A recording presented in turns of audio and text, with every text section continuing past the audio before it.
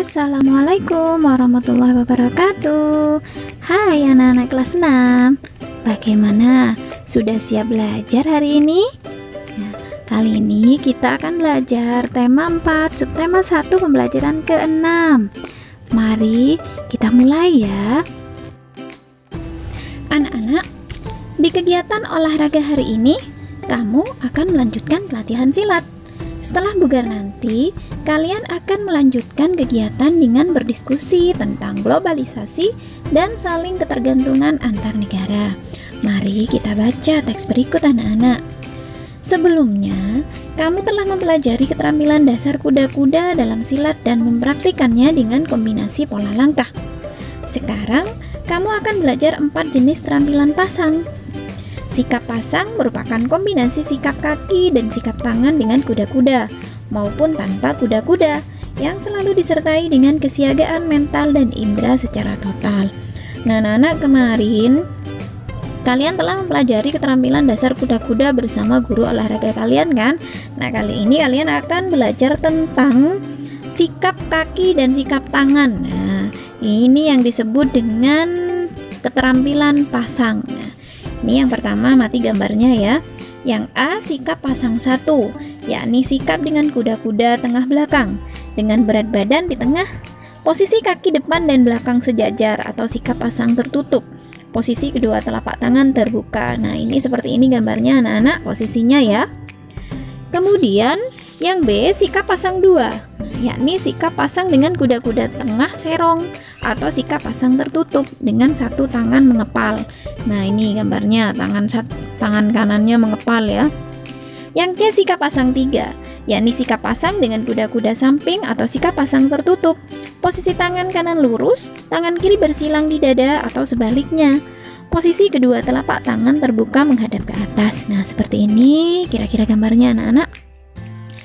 Yang D, sikap pasang 4, yakni sikap pasang dengan kuda-kuda depan atau posisi telapak tangan dengan mengepal.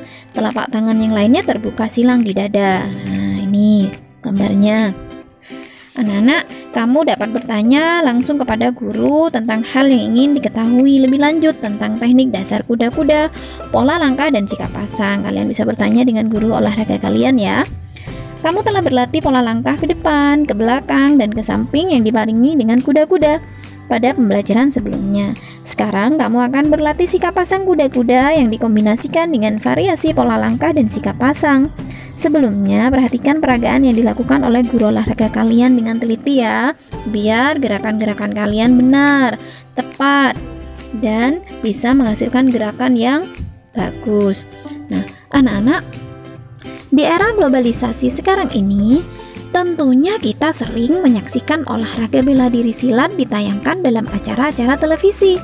Namun, terkadang listrik di rumah tiba-tiba mati, atau yang biasa kita kenal dengan mati lampu. Bagaimana hal tersebut bisa terjadi ya? Nah, mari kita pelajari anak-anak, seperti apa, kenapa kok terjadi mati lampu ya? Nah, sekarang amati gambar berikut dengan teliti dan baca teks eksplanasinya ya. Di sini ada gambar tentang pembangkit listrik, jaringan transmisi. Nah, ini anak-anak ya. Ini proses aliran listrik ya dari pembangkit sampai ke rumah penduduk. Nah, nanti di sini akan dijelaskan tentang proses mengapa terjadi mati lampu. Nah, biar kalian lebih paham, mari kita baca teksnya ya. Listrik memiliki peran penting di era globalisasi. Globalisasi terjadi karena perkembangan teknologi di berbagai bidang yang didukung oleh peran listrik sebagai sumber energi di dalamnya. Kehidupan warga dunia saat ini menjadi sangat dekat dengan listrik. Listrik menjadi bagian kehidupan dalam keseharian yang tidak terpisahkan. Sehingga saat arus listrik di rumah mendadak terputus, biasa kita sebut sebagai mati lampu, kejadian tersebut menjadi hal yang cukup mengganggu. Faktor apakah yang menyebabkan hal tersebut terjadi? Perusahaan Listrik Negara atau PLN sebagai perusahaan negara yang menggunakan bidang kelistrikan sesungguhnya juga tidak menyukai kejadian mati lampu, apalagi padam dalam waktu yang cukup lama, karena hal tersebut akan sangat mengganggu berjalannya proses pembangkit, transmisi, distribusi energi listrik. Faktor-faktor penyebab mati lampu antara lain adalah ketidaksiapan pembangkit, gangguan transmisi, atau gangguan distribusi. Faktor yang berpengaruh bisa dari luar dan dari dalam. Faktor luar yaitu gangguan alam seperti petir, pohon, dan hewan yang menyentuh jaringan, atau galian yang menyebabkan kabel tanah rusak. Sedangkan faktor dalam terjadi pada gangguan komponen dan peralatan yang terpasang pada jaringan. Nah, kita sebagai warga masyarakat pengguna listrik tentunya dapat membantu untuk mencegah terjadinya faktor luar guna menghindari terjadinya mati lampu. Mari kita bersama-sama ikut menjaga keberadaan listrik di tengah kita. Nah, anak-anak, berdasarkan bacaan tentang listrik, mengapa padam, mengapa mati lampu, kita jawab pertanyaan berikut berdasarkan teks ya. Yang pertama, apa topik atau gagasan utama bacaan di atas? Faktor penyebab mati lampu. Yang kedua, apa saja penyebab terputusnya aliran listrik dari stasiun pembangkit hingga ke rumah warga? Faktor dari luar seperti gangguan alam, pohon, dan hewan, serta faktor dalam seperti gangguan komponen dan peralatan yang terpasang pada jaringan. Yang ketiga, bagaimana mencegah terjadinya mati lampu? Nah, yaitu masyarakat hendaknya mencegah faktor luar terjadi. Seperti 1. Memotong sendiri atau melapor ke PLN jika menemukan pohon yang berisiko mengganggu jaringan listrik. Kedua, tidak menyadap atau mencuri jaringan listrik. Ketiga, tidak merusak jaringan listrik dengan sengaja. Keempat, melarang anak bermain layang-layang di dekat jaringan listrik. Nah, itu adalah alternatif jawaban dari pertanyaan-pertanyaan yang berdasarkan teks tentang mengapa mati lampu ya. Nah, sekarang kalian ada tugas anak-anak. Tulislah informasi tersebut dalam bentuk gambar berseri. Nah, perhatikan penggunaan kosakata baku dan kalimat efektif ya. Masih ingat kan tentang kosakata baku dan kalimat efektif pada pembelajaran sebelumnya? Nah, gambar berserinya kalian kerjakan pada halaman 47 anak-anak. Itu ada tabel atau seperti diagram ya. Yang halaman pertama itu tentang judul, yang kedua pernyataan umum, halaman 3 deret penjelas, dan halaman 4 simpulan dan pendapat penulis. Nah, kalian sekarang cari dulu masing-masing dari halaman tersebut apa saja informasi pentingnya. Untuk halaman pertama itu berisi judul ya. Nah, judulnya adalah mati lampu. Kemudian halaman kedua pernyataan umum. Nah, pada paragraf 1 ini ya, isinya adalah listrik memiliki peran penting di era globalisasi. Halaman 3 yaitu deret penjelas berdasarkan paragraf kedua anak-anak. Nah, yaitu PLN tidak menyukai mati lampu karena dapat mengganggu proses pembangkit, transmisi, distribusi listrik. Faktor penyebab mati lampu yaitu ketidaksiapan pembangkit, gangguan transmisi atau gangguan distribusi. Faktornya bisa dari luar yaitu gangguan akan seperti petir, pohon, dan hewan, serta faktor dalam seperti gangguan komponen dan peralatan yang terpasang pada jaringan. Kemudian pada halaman 4 simpulan dan pendapat penulis. Ini pada paragraf ke-1 yaitu listrik berperan penting dalam kehidupan warga dunia saat ini. Sebagai pengguna listrik, kita hendaknya membantu mencegah faktor luar agar tidak terjadi mati lampu.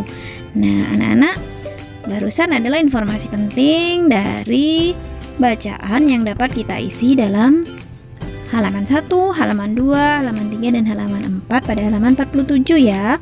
Nah, kalian dapat membuat ilustrasi gambar sesuai dengan isi informasi pada setiap halamannya. Nah, setelah selesai, kalian dapat menceritakan isi gambar kalian kepada orang tua kalian ya, pada keluarga kalian di rumah. Jangan lupa gambarnya yang bagus, sehingga menunjukkan informasi penting dari setiap halaman. Nah, anak-anak, di era globalisasi ini tentu saja kita perlu memiliki sikap percaya diri. Meskipun kita tidak memiliki beragam benda elektronik, kita tetap harus percaya diri. Simaklah kisah berikut anak-anak. Nah, mainkan teks drama sederhana berikut di depan kelas. Nah, ini sebenarnya kita harus berdialog, harus berperan seperti bermain drama.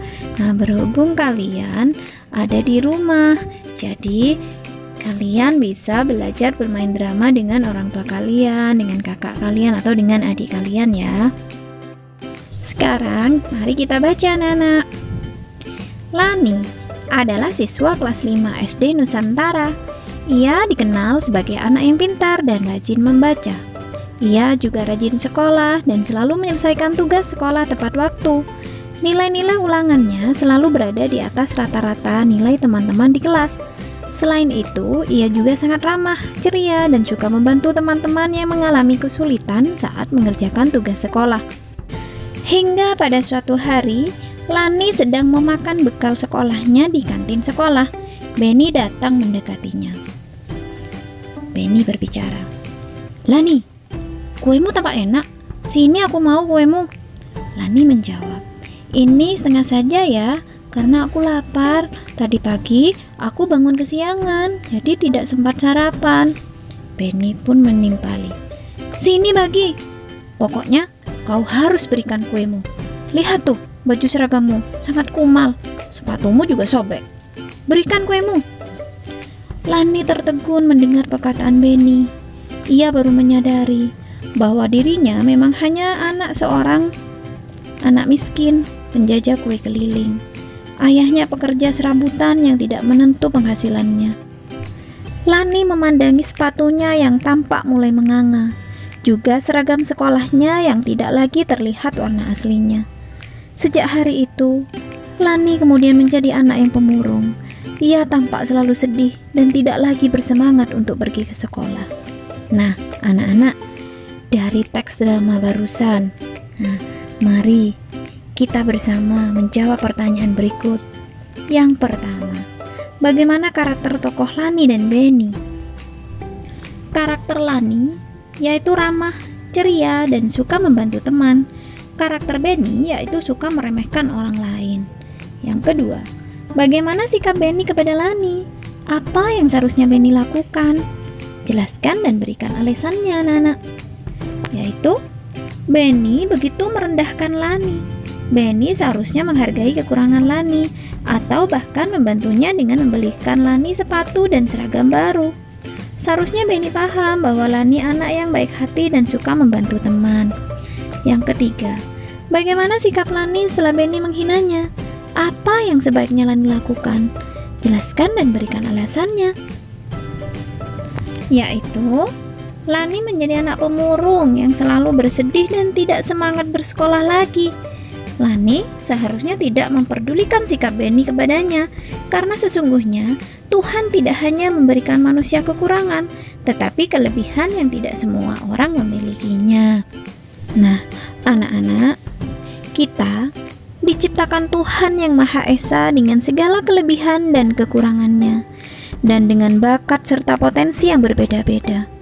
Perbedaan kemampuan dan perbedaan ekonomi tersebut hendaknya tidak menjadi sumber perpecahan. Perbedaan tersebut juga tidak perlu mempengaruhi rasa percaya diri. Terus berusaha, kenali potensi diri, kembangkan bakat yang dimiliki untuk menutupi kekurangan diri, serta selalu tampil percaya diri. Hidup saling menghargai dan saling membantu tentunya akan menjadi modal untuk menjaga persatuan dan kesatuan bangsa dan negara kita.